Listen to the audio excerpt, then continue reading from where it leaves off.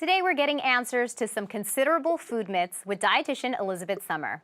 Elizabeth, why is there so much misleading information when it comes to our diets? I really sympathize with consumers. You hear one thing one day and the opposite the next. You know, nutrition is not a black and white science.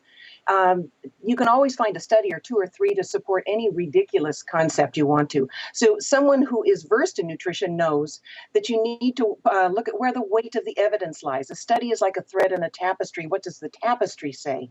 Unfortunately, often the media and even people just use one study and want to make decisions based on that, and that can really lead to confusion. And what would you say is one of the more ridiculous myths that you've had to dispel?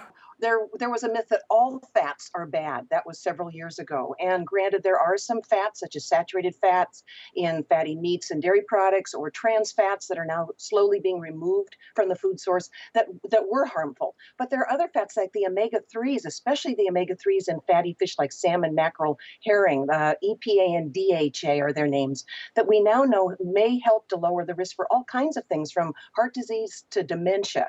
So it's a matter of sort of picking and choosing the good fats versus the bad. And why do you think there are so many myths out there? Oh, well, I think it goes back to the fact that people like to report on controversy rather than consensus.